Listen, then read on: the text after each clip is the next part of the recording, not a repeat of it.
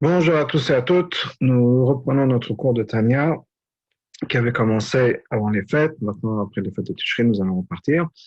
Nous avions fait une introduction qui était basée sur la page de garde de Tanya, écrite par Rabbi Shlomo Zalman lui-même, où il nous dit que le Tanya, c'est pour comprendre un verset, qui est le verset dans la Torah qui nous dit que Moshe Rabbeinu nous a dit que la Torah est très proche de nous. Et c'était pour répondre à la question, à savoir qui sommes-nous à l'intérieur profondément. Sommes-nous, pour simplifier les choses, sommes-nous un tzaddik, c'est-à-dire une personne très en contact avec son âme, ou bien au contraire, un rachat, quelqu'un qui n'est pas en contact avec son âme et qui avait besoin de se transformer, de devenir quelqu'un d'autre. Et la réponse que le verset nous donne, ce que Rabbi Shlomo va nous expliquer, c'est que nous sommes des tzaddikim, nous sommes à la base, on peut dire, peut-être pas des tzaddikim, mais nous sommes des gens qui sont en contact avec notre spiritualité et qu'avec notre âme, et qu'il n'y a pas de souci à ce niveau-là. Nous allons maintenant commencer le premier chapitre de ce qu'on appelle Sefer Shel Benonim, et on peut diviser ce chapitre en deux parties. La première partie, avant d'entrer dans le texte, la première partie est une introduction, si on peut dire, au sujet. N'oublions pas que le sujet est notre âme, nous comprendre la personne, comprendre notre relation avec Dieu, et donc définir l'être humain, qualifier l'être humain, et voir comment notre relation avec Dieu existe. Donc ça, c'est de manière générale le thème du Tanya. Nous allons commencer par passer plusieurs chapitres à faire une analyse de l'anatomie spirituelle de la personne, de l'âme, du fonctionnement de la personne, etc. Mais avant de rentrer dans tout ça, Rabbi Shlomo Zalman va nous donner une introduction pour arriver au point auquel il veut arriver. C'est-à-dire que le chapitre numéro 1, une partie de ce chapitre-là va être dédiée, comme je disais, à mettre les choses, à créer le contexte. Et ensuite, on va parler, dans la deuxième partie du premier chapitre, de l'âme, en particulier de l'âme animale, puis dans le chapitre numéro 2, de l'âme divine, et on va continuer à déterminer ou définir l'être humain. Donc la première partie va être basée sur plusieurs contradictions dans le texte sur la personne. Je vais définir un peu ça, puis après on va rentrer dans le texte. Donc de quoi s'agit-il? La première partie nous dit que nous avons un texte qui nous dit que nous devons nous considérer comme un rachat. De l'autre côté, on est censé se considérer comme un tzaddik. D'ailleurs, on va jurer d'être tzaddik. Et pour comprendre la différence entre tzaddik et rachat, on va introduire un autre concept qui est le concept du Benoni. Le Benoni, c'est la personne moyenne, au milieu, entre le tzaddik et le rachat. Mais qu'est-ce qu'un Benoni? Qu'est-ce qu'il faut faire pour être un Benoni? La personne est au milieu. Ni tzaddik, ni rachat. On a une compréhension souvent du Benoni qui est une personne qui est moitié-moitié. Donc le tzaddik a plus de mitzvot que de averot, le rachat a plus de averot que de mitzvot, et le Benoni, c'est une personne qui est moitié-moitié. Il a, disons, 50-50, 50% de faute, 50% de mérite, de mitzvot. Le problème avec ça, nous dit Rabbi Shlomo Zalman, c'est qu'en fait, ça n'existe pas. Et non seulement ça n'existe pas, ça n'est pas possible. Pourquoi? Parce que d'après notre texte, nous sommes soit tzaddik, soit rachat. Je m'explique. Quand une personne fait une vie sa vie, si on peut dire, de tous les jours, on fait ce que Dieu nous a demandé de faire, etc., on est tzaddik. Dans ce cas-là, on fait ce qu'il faut, et qu'est-ce que je voulais dire? Et on est tzaddik. À partir du moment où on fait une faute, on devient un rachat. On fait tchouva, on redevient tzaddik. Donc, à quel moment est-ce que ce Benoni se situe? Comment est-ce qu'on peut être un Benoni? Et on est dans une situation, donc on a besoin de définir le Benoni. Le Rabbi Shlomo Zalman va passer par toute une liste d'alternatives ou d'options qui pourraient nous dire, voilà ce que c'est qu'un Benoni. Le Benoni, c'est la personne qui peut-être ne fait pas une faute de la Torah, mais une faute des sages, ou peut-être quelqu'un qui aurait l'occasion de faire une mitzvah, qui n'a pas fait cette mitzvah, tout un tas d'alternatives, tout un tas de possibilités que Rabbi Shlomo Zalman va mettre en place, mais il va les rejeter les unes après les autres pour nous dire que on voit clairement d'après nos sources que ce n'est pas possible. Donc on doit arriver à la conclusion que pour être Benoni, il ne faut avoir fait aucune faute. À partir du moment où on fait une faute, on a perdu son statut de Benoni, on devient un rachat.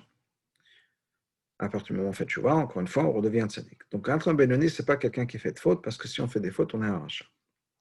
Donc, la question suivante est, dans ce cas-là, quelle est la différence entre le tzaddik et le Benoni? Puisqu'il s'agit de deux personnes, ou de deux catégories de personnes, qui ne font aucune faute.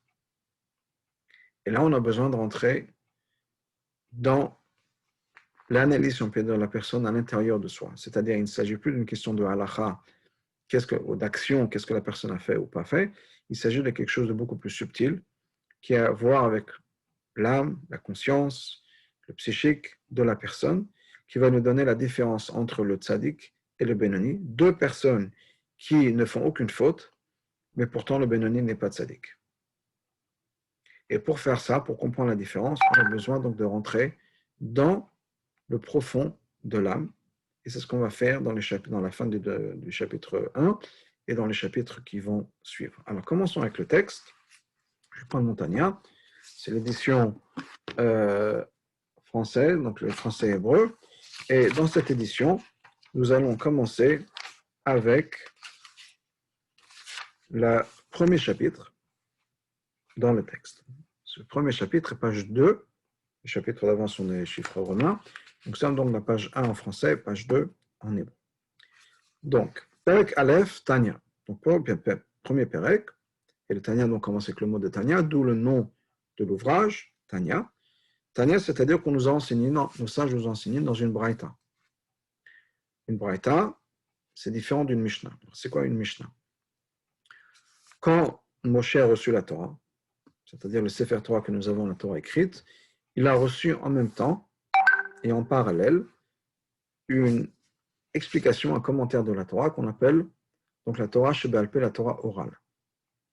Par exemple, c'est marqué dans la Torah qu'il faut mettre les téphilines, mais il n'y a pas d'explication de ce que c'est que les téphilines. Il faut marquer qu'il faut faire Shabbat, on ne sait pas exactement ce que ça veut dire de faire Shabbat, etc. Donc tout un tas de choses qui font que on ne sait pas nécessairement ce que la Torah veut nous dire, etc. Donc Moshe a reçu en parallèle une explication qu'on appelle la Torah Sheba'al Peh, la Torah orale. Historiquement, pendant des générations, cette Torah orale est restée orale, dans le sens où il y avait la Torah qui était écrite, le Sefer Torah, et il y avait un commentaire qui était passé de maître à élève, de parents à enfants, qui nous expliquait de quoi il s'agit. Certains sages avaient leurs notes à eux, mais ce n'était pas quelque chose qui était publié ni public.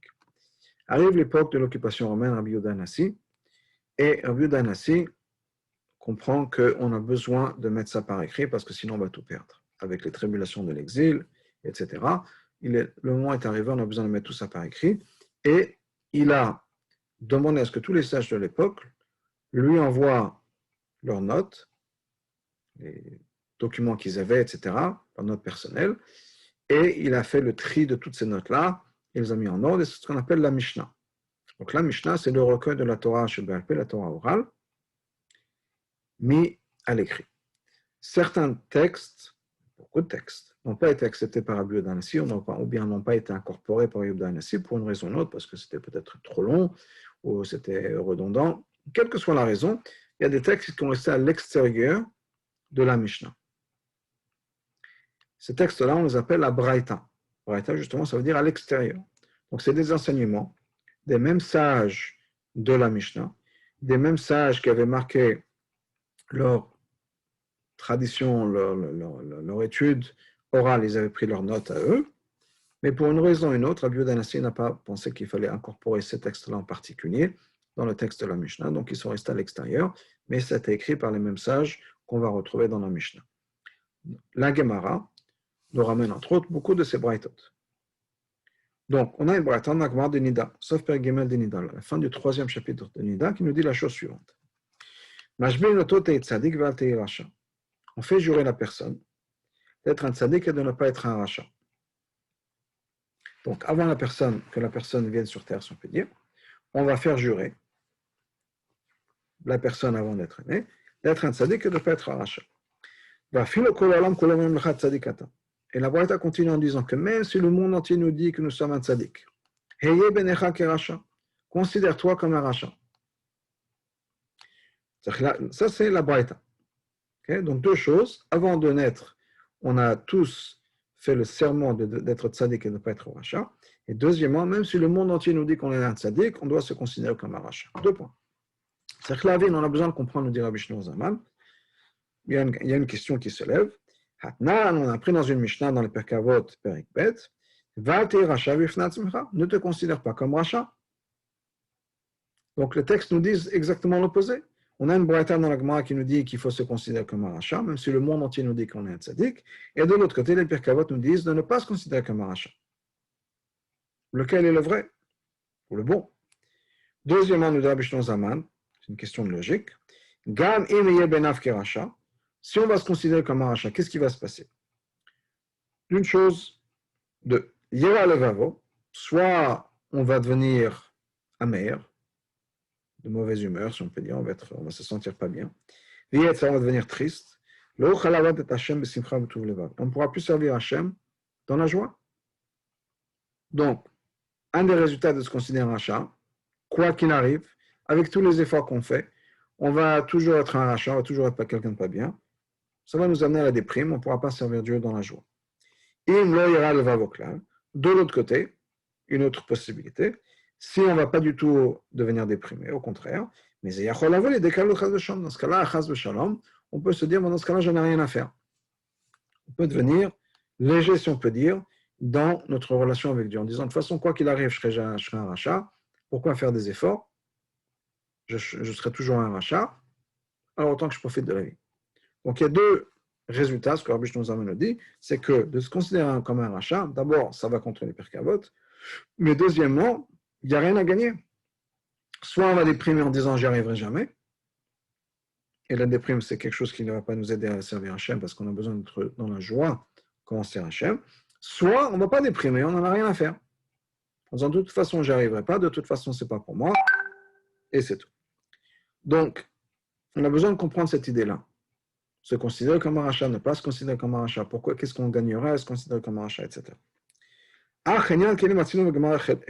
Pour comprendre ça, pour comprendre cette histoire de rachat, de tzaddik, revenons aux sources et on trouve dans la Gemara 5 catégories de personnes. Premièrement, tzaddik betovlo, le tzaddik qui a du bien. Tzaddik veralo, le tzaddik qui a du mal. Racha vetovlo, le rachat qui a du bien. Racha veralo, le rachat qui a du mal. Ou benoni, la personne qui est au milieu. Ok.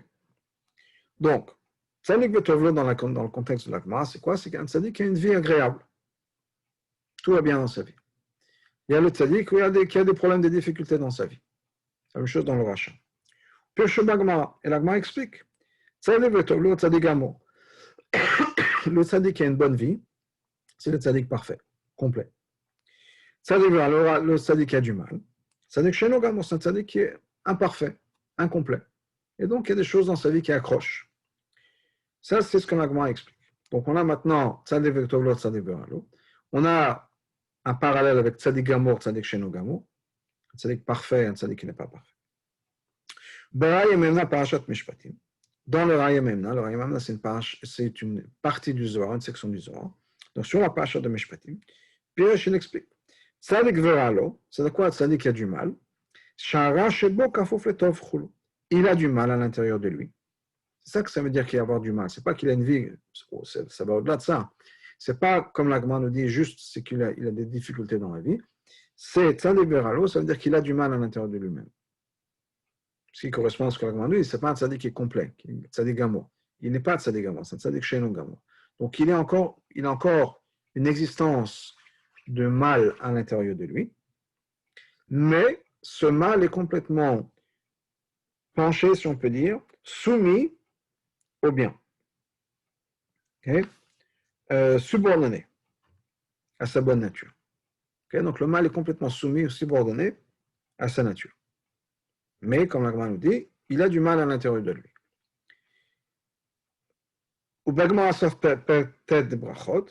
Ensuite, on a une autre Gemara, à la fin du 9e période de Brachot, qui nous dit Tzadikim Yetzer Tov Shoftan. Les tzadikim sont jugés par leur Yetzer Tov. Reshaim Yetzera Shoftan. Les Reshaim sont jugés par leur Yetzer Hara. Benonim Ze Veze Shoftan Chol. Et les Benonim sont jugés par les deux. Okay? C'est ce que la Gemara nous dit. Amar Rabba, et Rabba nous dit que Gon Ana Benoni, point par exemple, je suis un Benoni. Amarle Abaye, Abaye lui dit Losh avec ma achaye le kol beria. Monsieur, mon maître, vous ne laissez aucune personne en vie. Qu'est-ce que ça veut dire? C'est-à-dire que Rabba, c'était le tzaddik de la génération. C'est le grand de la génération. Si Rabba n'est plus un tzaddik, mais qu'il est au contraire un Benoni, c'est-à-dire que le reste de la population sont des Rechaim, sont en dessous. Parce que lui, c'était le plus grand.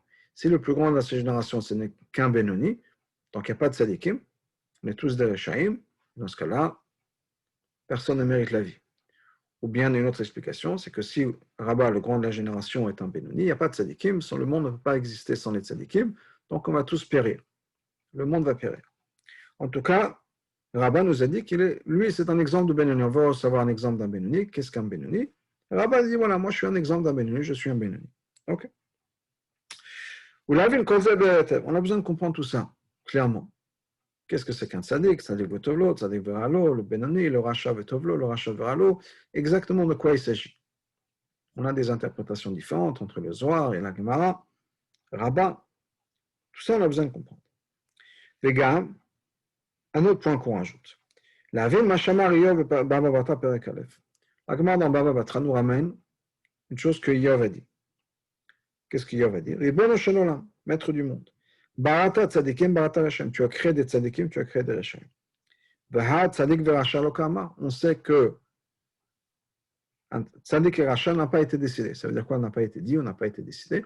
Avant la naissance de la personne, les malachim, les anges demandent à Dieu quelle est la destinée de telle et telle personne. Est-ce qu'elle est riche, pauvre, en bonne santé, Dieu préserve différemment, etc., etc. Tout est plus ou moins déterminé, toutes les circonstances de la vie vont être déterminées.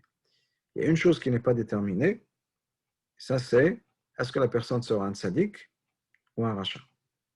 Comme on dit, Akol bidei shamayim, chutz me'irei shamayim. Tout est dans les mains du ciel, à part la crainte de Dieu. Donc, est-ce que la personne va devenir tzaddik ou rachat? Ça, c'est pas déterminé. Donc, dans ce cas-là, comment est-ce que Yov a pu dire, Dieu, tu as créé des tzaddikim, tu as créé des rachats? Ça va contre cette perspective, cette idée. Mais c'est plus qu'une perspective, c'est la vision du judaïsme. Quand il n'y a pas de prédétermination sur notre comportement, sur la hirat shamayim d'une personne, c'est vraiment, ça dépend de nous. Donc, pourquoi est-ce que Yov nous dit que Dieu a créé des tzaddikim, Dieu a créé des rachats? Donc, un autre point à comprendre. Clairement, la Gemara le ramène. La Gemara ne nous dit pas qu'il a eu tort. Donc, on a besoin de comprendre ça.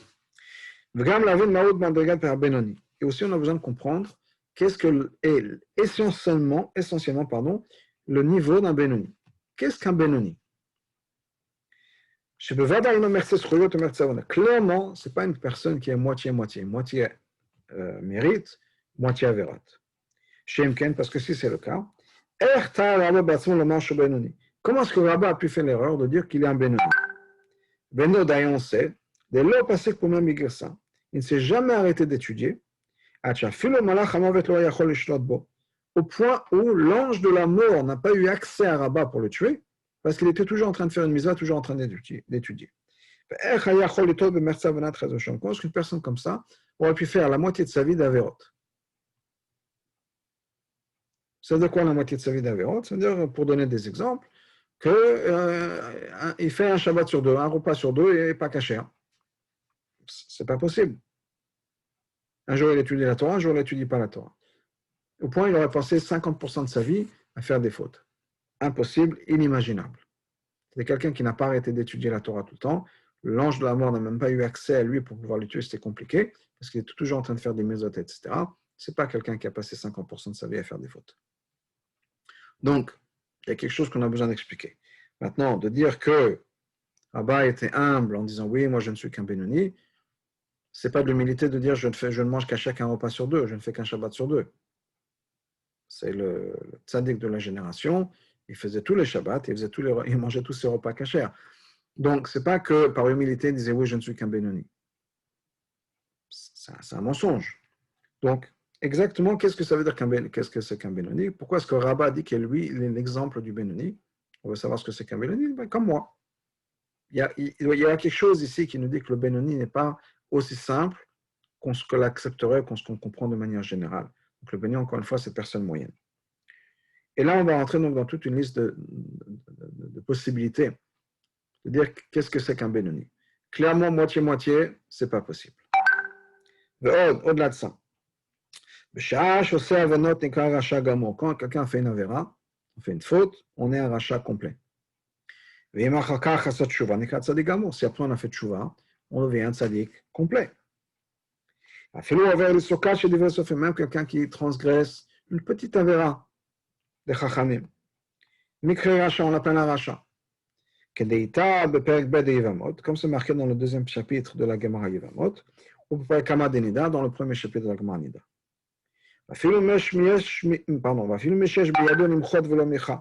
Même si quelqu'un avait l'opportunité de protester et qu'il n'a pas protesté.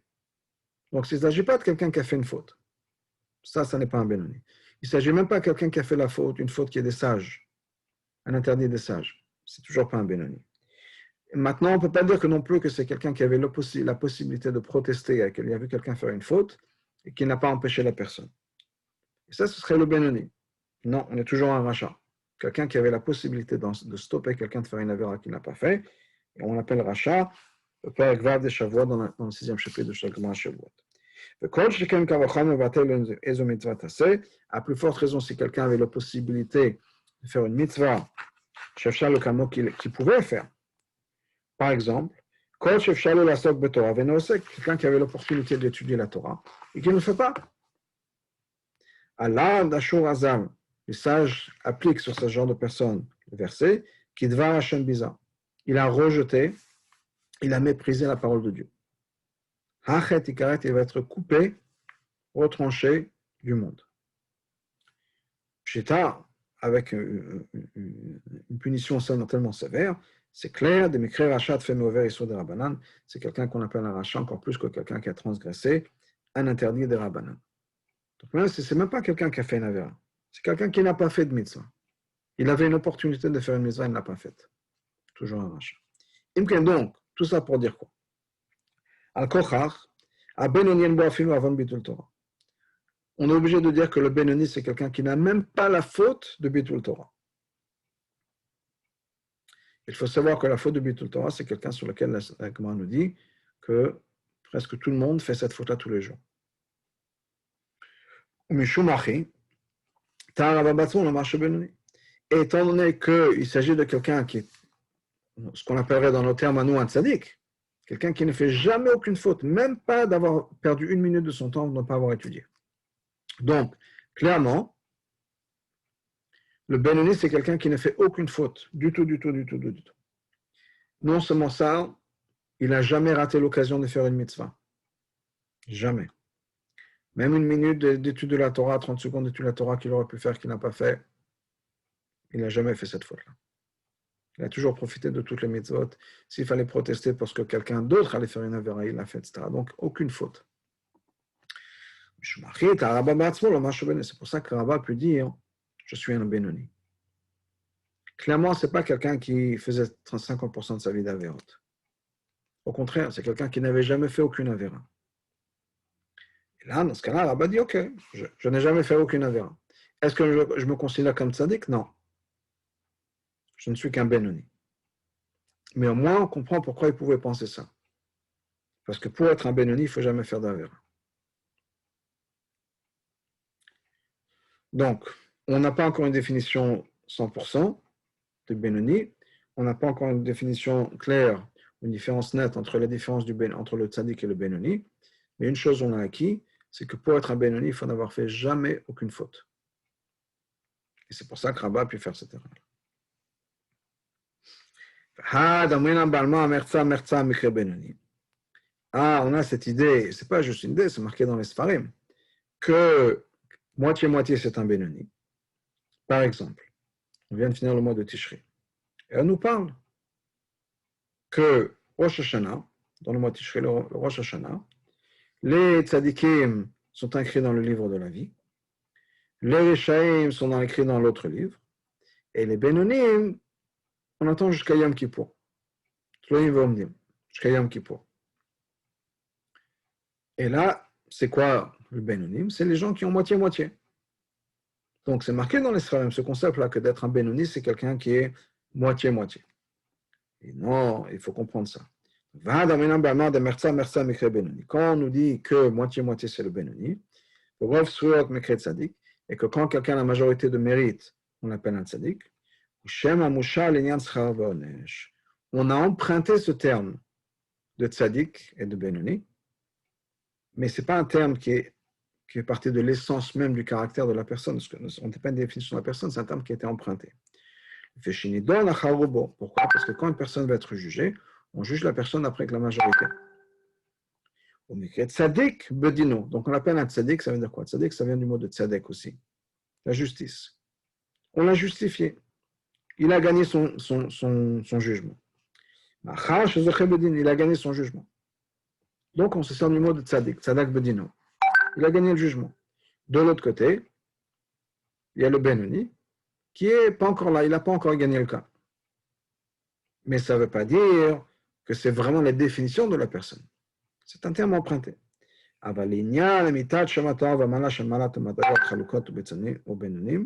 quand il s'agit de vraiment définir l'essence du tzaddik, l'essence du Benoni, à Moazal, les sages disent la chose suivante. Tzaddikim, Yetzer Tov Shoftan. Les tzaddikim sont jugés par le Yetzer Tov, Shenemar velibi halal bekirbi. David HaMelech, un exemple d'un tzaddik, nous dit dans le Télim, mon cœur est vide à l'intérieur. C'est quoi qu'il est vide? Il n'a plus de Yetzer Hara. Parce qu'il a tué son Yetzer Hara avec les jeunes qu'il a fait. Toute personne qui n'est pas arrivée à cette madriga-là, même s'il a plus de mérite que de faute, il n'est pas du tout considéré comme un tzaddik. Donc, qu'est-ce qu'on a maintenant?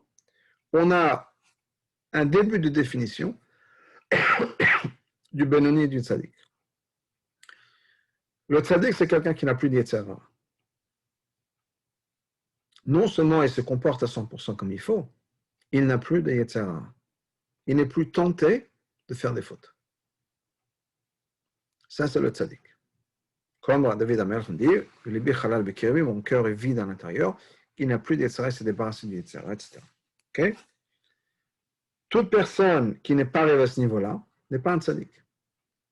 Même s'il est à un niveau très élevé, etc. Même s'il a plus de mérite. Même s'il n'a aucune faute. Comme le Benoni. Puisqu'on a vu que le Benoni, c'est quelqu'un qui ne fait jamais de faute. Parce que s'il fait une faute, il a un rachat. Donc, c'est quoi le Benoni? Le Benoni, c'est une personne qui est comme le tzaddik qui ne fait jamais aucune faute. Jamais d'avérote. Mais il y a une différence essentielle entre le Benoni et le tzaddik, c'est que le tzaddik n'a même pas d'Yetzer Hara. Ce qu'on ne dit pas pour le Benoni. Donc, apparemment, pour l'instant, le Benoni a un Yetzer Hara, le tzaddik n'a pas d'Yetzer Hara. Les deux ne font pas de faute. Mais il y a une différence à l'intérieur de la personne. Pas au niveau de l'action. Au niveau de l'action, les deux sont les mêmes. Mais à l'intérieur. C'est-à-dire que quand on voit quelqu'un qui est parfait dans ses actions, on ne peut pas savoir ce qui se passe à l'intérieur de la personne. Mais on voit quelqu'un qui ne fait jamais aucune avéra, on ne sait pas si c'est un Benoni ou un tzaddik. Pour connaître la différence, il faudrait savoir si la personne a un Yetzer Hara ou pas. Parce que bien sûr, on ne peut pas savoir, il n'y a que du Hachem qui le sait. Okay? Donc, voilà un début de différence entre le Benoni et le tzaddik. Maintenant, étant donné que le tzaddik, c'est quelqu'un qui n'a aucun Yetzer Hara, qui n'est jamais tenté de faire une faute, c'est pour ça que ça nous dit, le Midrash, Hachem a vu que les tzaddikim étaient très peu, Amad v'shatan b'chol dor v'dor. Et il les a plantés, il les a rationnés, si on peut dire, pour qu'il y ait au moins un dans chaque génération, comme c'est marqué dans le verset, le tzaddik est la fondation du monde. C'est-à-dire qu'il faut qu'il y ait au moins un tzaddik dans chaque génération. Parce que pour être tzaddik, il faut non seulement se comporter 100% comme il faut même plus avoir de Yetzer Hara. C'est une personne qui est tellement un avec Hachem qu'il n'est jamais tenté de faire quelque chose qui serait contraire à Hachem. Okay? Donc, qu'est-ce qu'on a? On a le fait que le tzaddik, c'est quelque chose de très rare. Hachem a fait en sorte, c'est tellement rare que Hachem a fait en sorte qu'il y en ait au moins un dans chaque génération. Parce que c'est extrêmement rare. Le béni, c'est aussi quelqu'un qui ne fait pas de faute, mais qui a un Yetzer Hara, qui pourrait tenter de faire des fautes. Il ne le fait pas, mais il est tenté de faire des fautes. Et maintenant, on vient donc de finir la première partie de ce chapitre dont je vous parlais, et on va maintenant entrer dans le deuxième chapitre, dans la deuxième partie de ce chapitre. Et la deuxième partie de ce chapitre va introduire le concept de deux âmes. C'est-à-dire, nous sommes à l'intérieur deux personnalités, si on peut dire. Nous avons deux consciences à l'intérieur de nous. Dans le Tanya, il appelle ça une conscience animale, puis une conscience divine. C'est quoi cette conscience animale? Cette conscience animale, c'est une conscience égocentrique. C'est le sens de moi. Et c'est pour ça qu'on appelle ça une conscience animale. Les animaux ne sont pas mauvais. Ce n'est pas comme les Yetzirah, quelque chose de mal, de mauvais. Les animaux n'ont pas de mal à l'intérieur d'eux. Ils sont programmés pour faire ce qu'ils ont besoin de faire. Et même s'il y a des animaux qui tuent, ce n'est pas par méchanceté, c'est parce que c'est comme ça que Dieu les a créés, avec ce désir ou cette nature de tuer ou autre. Mais les animaux sont tous programmés avec un point, qui est « fais attention à toi ».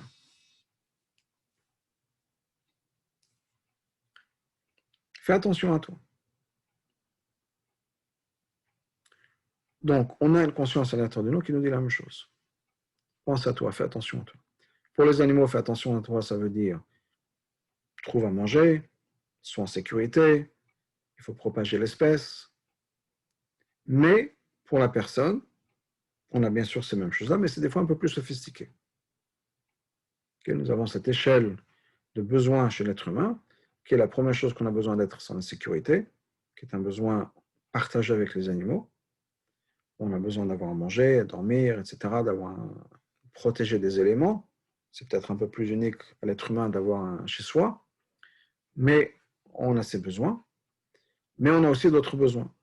On a besoin d'amour, de communication, d'être compris, d'être accepté. Donc on a des besoins qui sont aussi psychologiques.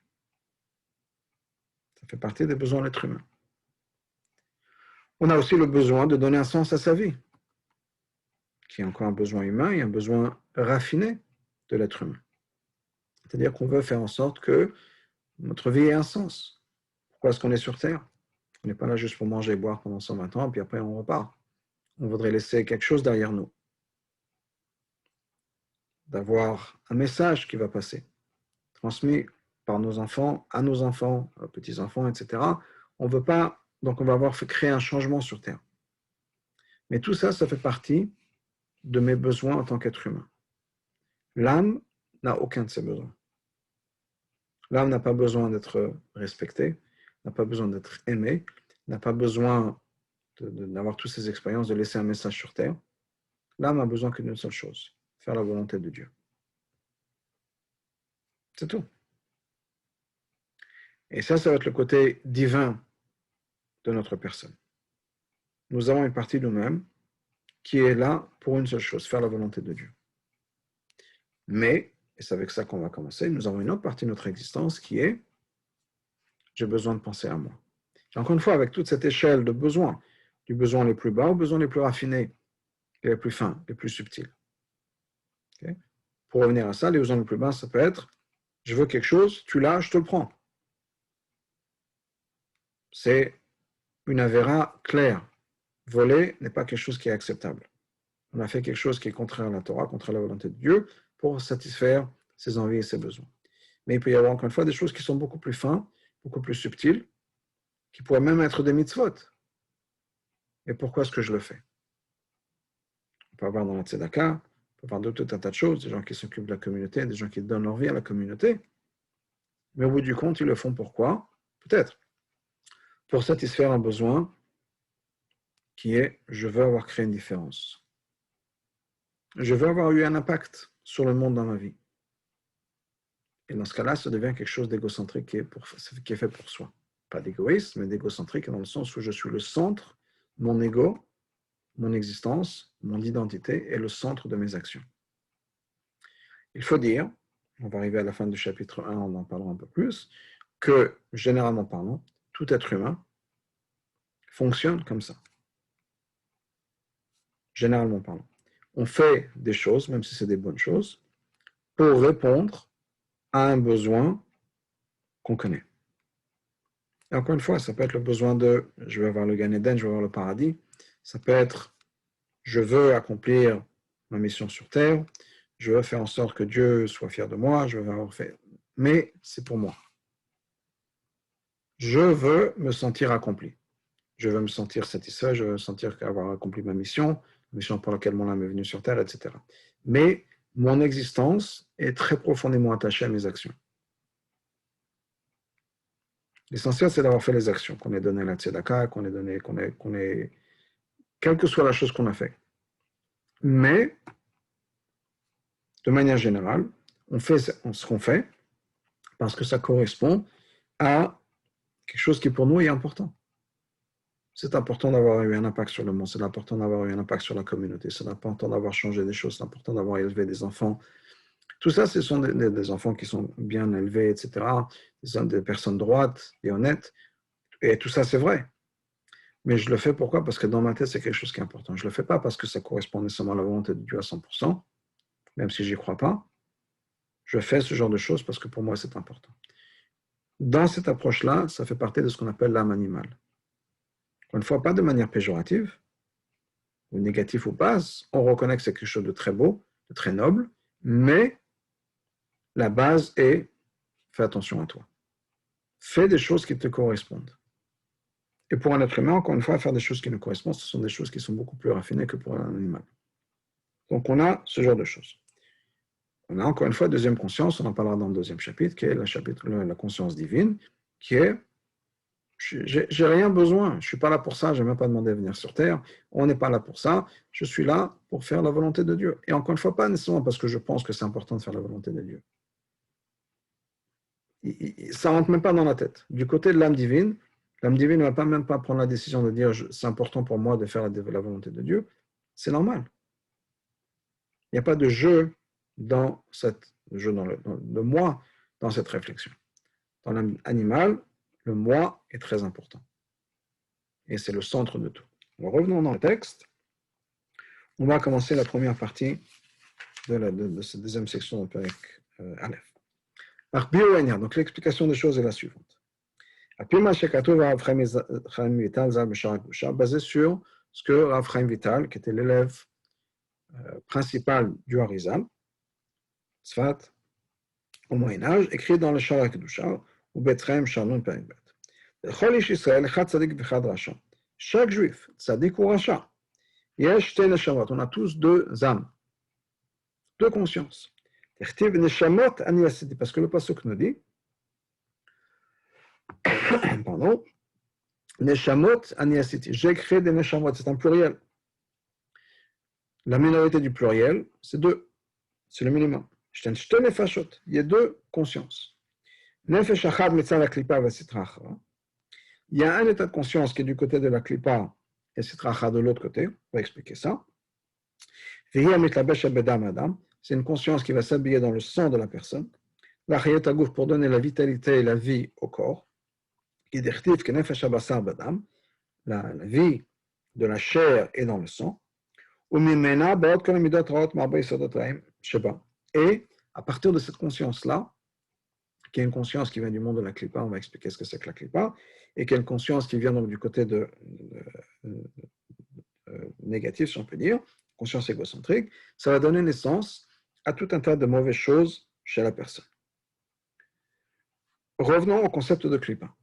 Littéralement, le klipa, c'est une écorce.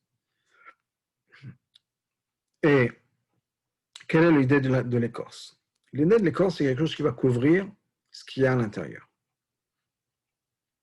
Dans la Kabbalah, dans la Chassidut qui reprend ce thème, l'écorce est l'exemple de tout ce que nous pouvons considérer, nous, comme l'antithèse du divin.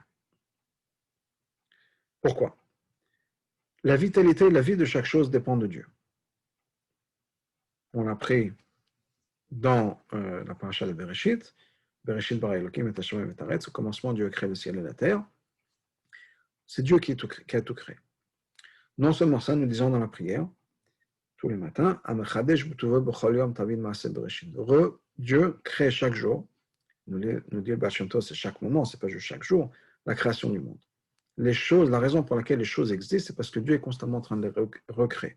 On arrivera plus tard dans le Tanya de parler de ce concept-là, mais il faut savoir que les choses existent parce que Dieu est constamment en train de les recréer. Pensez, si vous voulez, à un monde qu'on s'imagine dans notre tête, un rêve ou bien un monde qu'on s'imagine, une réalité qu'on s'imagine. Les choses se passent, la réalité existe, le rêve existe uniquement parce qu'on est en train d'y penser. Nous sommes, d'une certaine manière, dans la pensée de Dieu. Ce qui fait que le monde existe, c'est parce que Dieu est constamment en train de penser à nous. Si Dieu, pour une raison ou une autre, s'arrêtait de penser à nous, on disparaîtrait. C'est d'ailleurs ce que les prières de Rosh Hashanah, etc., on demande à Dieu de se rappeler de nous. C'est justement ça. Parce que si Dieu arrêtait de penser à nous, de se rappeler de nous, on disparaîtrait. Donc on demande à Rosh Hashanah que pour l'année à venir, Dieu continue à penser à nous. Pour qu'on puisse continuer à exister. Donc chaque chose est créée par l'existence de Dieu. C'est l'ordinateur devant moi, c'est la table sur laquelle l'ordinateur est posé, c'est ma chaise, c'est moi, c'est les murs autour de moi, c'est les oiseaux, c'est tout ça existe uniquement par l'existence de Dieu. Le problème est que cette existence est cachée. Il y a une écorce qui couvre cette existence ou cette réalité. Ce qui fait que quand j'ai l'ordinateur devant moi, je ne vois pas la parole de Dieu, je vois du plastique. Ce plastique-là couvre la vérité essentielle de cette existence. Quand j'ai une table devant moi, c'est une table en verre, je ne vois pas la parole de Dieu, je vois du verre. Le verre, cette écorce-là, couvre la vérité. Et c'est vrai pour toutes les choses du monde. Quand je vois un oiseau, ce n'est pas un oiseau que normalement ça aurait été la parole de Dieu. D'ailleurs, on nous dit que dans la Kabbalah, on dit que l'oiseau, sur le corps de l'oiseau, il ressemble à l'être du nom de Dieu, Yud Kevavke. Le Yud, c'est la tête, le corps, c'est le Vav, et les deux ailes, c'est le He. Mais on ne voit pas ça. Nous, on voit un oiseau. Donc, il y a cette clipa, il y a cette écorce qui cache la vérité essentielle des choses. Bien sûr, c'est écrit par Dieu. Mais tout ce qui représente le mensonge, l'opposé du divin, l'opposé de réalité, c'est ce qu'on appelle le monde de la clipa. Encore une fois, Dieu a créé ça. Parce que Dieu a voulu nous donner la possibilité, justement, de transformer cette clipa en lumière, c'est-à-dire de découvrir ce qui est caché. On ne va pas rentrer dans plus de détails pour ça, mais l'essentiel de notre travail, c'est justement de pouvoir découvrir ce qui est caché. Dans des mots très très simples, c'est le but de cache-cache, de jouer à cache-cache. Pourquoi se cacher juste pour être trouvé? C'est ça le jeu.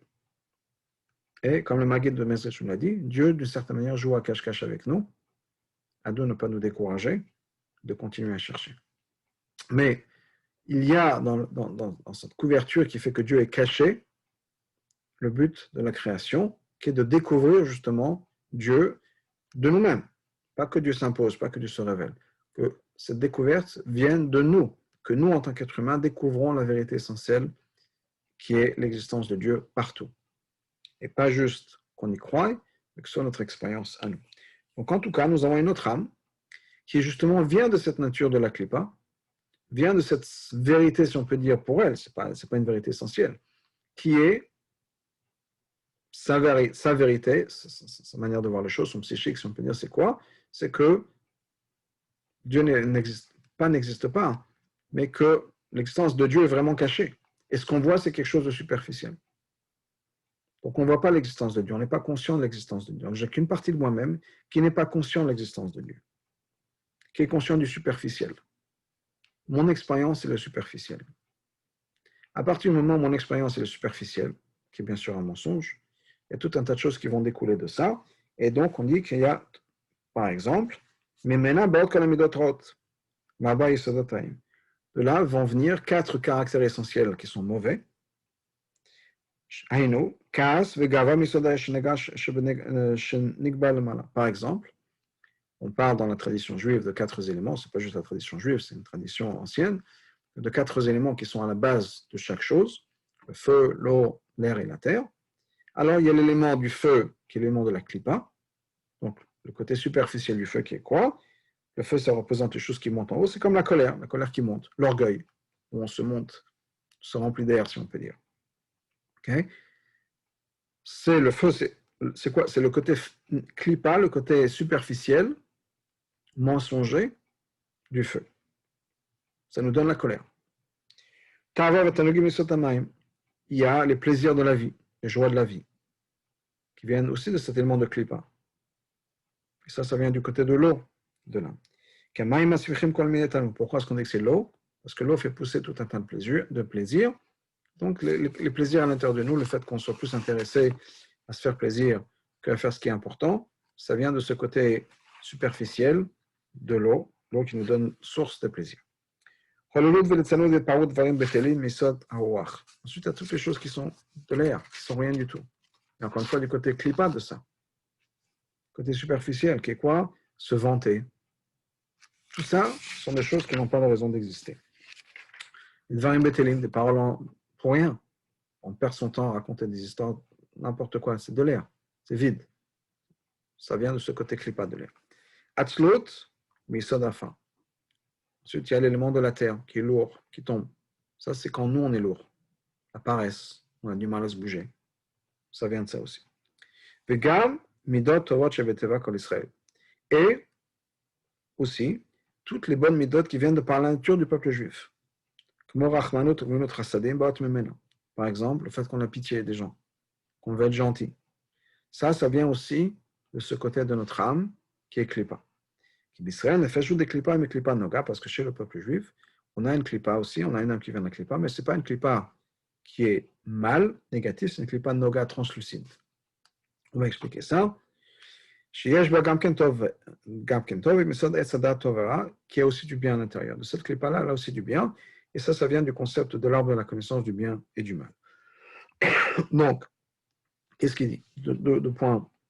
On va commencer par le dernier point, qui est que tout d'abord, dans la klipa, il y a la klipa qu'on appelle, ou les 3 mauvaises klipotes, dont il faut se débarrasser, cette écorce qu'il faut briser, comme l'écorce de la noix, immangeable. Il faut la briser pour pouvoir avoir accès à ce qui est à l'intérieur. Et il y a une écorce qui est moins difficile, moins dure, et qui laisse passer le message.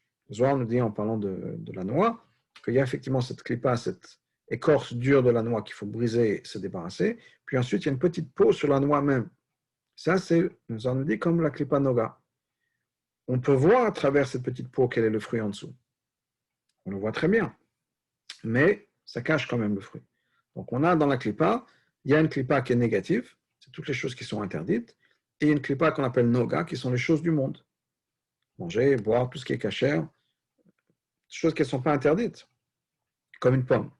Une pomme, c'est une klipa. Pourquoi? Parce que je vois une pomme. Au lieu de voir la création de Dieu, je vois une pomme. Donc ça cache la vérité essentielle des choses. Mais pas de manière absolue. Parce que si je réfléchis, je fais une bracha sur la pomme, tout d'un coup, la pomme devient le véhicule du divin. Donc, c'est quelque chose qu'on peut élever, on peut transformer. Donc, c'est une klipa qui est translucide, qui laisse passer la lumière aussi. L'âme juive, ou l'âme animale chez les juifs, vient de cette klipa-là. C'est-à-dire, c'est une klipa, ça cache la vérité, c'est focusé se focaliser sur le superficiel, mais ça a des bons côtés. Par exemple, les peuples juifs souvent sont gentils, ils ont de la peine, ils ont de la miséricorde. Ce n'est pas toujours une bonne chose, ça vient de la klipa. Okay? Il peut y avoir des moments où malheureusement on est gentil avec les mauvaises personnes. Ou bien on laisse passer des choses qu'on n'aurait pas dû laisser passer. Ah, misken, le pauvre, la pauvre, c'est pas grave.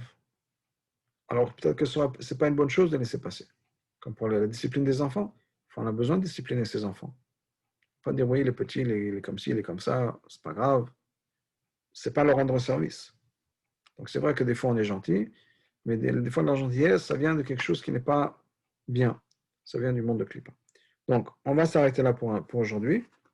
On finira, si Dieu veut, le premier chapitre la semaine prochaine. Et donc, ce qu'on a vu pour l'instant, c'est quoi? Tout un tas de choses qui vont nous amener au concept. Encore une fois, c'est juste le début du concept, que le tzaddik et le benoni n'ont aucune faute, mais le tzaddik n'a pas d'yetzara alors que le benoni a un yetzara. Et pour comprendre ça mieux, on introduit le fait qu'on a tous deux consciences à l'intérieur de nous, ce qu'on appelle deux âmes. Une âme animale, qui est focusée sur soi, qui vient du monde de la Klippa, donc du monde superficiel. On n'a pas fini avec ça, et on va passer dans le deuxième chapitre, la semaine prochaine, je pense, du côté de l'âme divine, qui est donc une âme qui ne pense pas justement à soi, qui dépasse complètement cette idée de conscience superficielle, de conscience égocentrique. Voilà, à très bientôt, à la semaine prochaine si Dieu veut. Au revoir.